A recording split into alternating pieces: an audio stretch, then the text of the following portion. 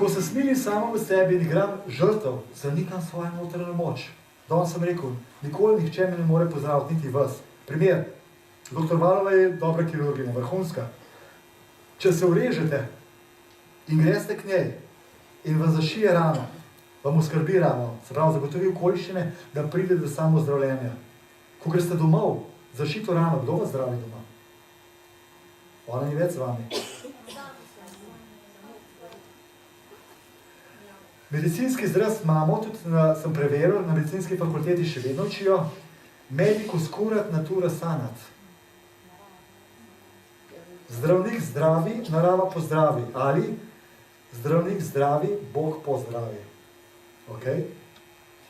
Tudi Jezus je rekel, nisem bil zdravil jaz, namreč ozdravljati je tvoja vera. Kaj najbolj zanimiv?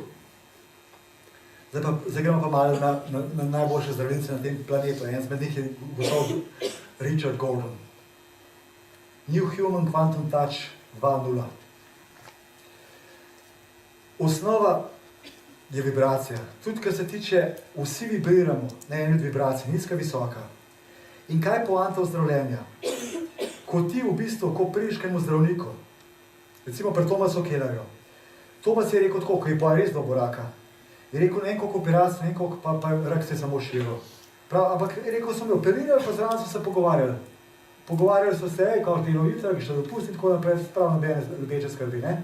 Pa prav pridem k enemu zdravniku, mi pa ljubeče zagrab mojo roko. Poboža, naredi in prav, takrat sem jaz živel, da sem zdrav.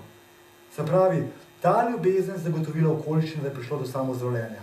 Se pravi, ko je recimo Jezus vibriral v visoki vibraciji, vi ste bili bolni v nizki, recimo pa nekdo, je bilo spoštovanje, hvaležnost, to sem na začetku omenil, in radno so pričakovanje, ste v bistvu prišli v resonanco s to energijo. In zdaj največji zdravitelj odlikuje v tem, da v bistvu znajo vzdržati to visoko vibracijo. In potem se to zdravljenje lahko zgodi. Niste to zdravje, tvoja vera te zdravlja, oziroma še bolje prepričanje. In kaj je poanta v življenju, do tega še prihajamo, usvojiti moramo določena prepričanja, da se v življenju lahko premaknemo naprej.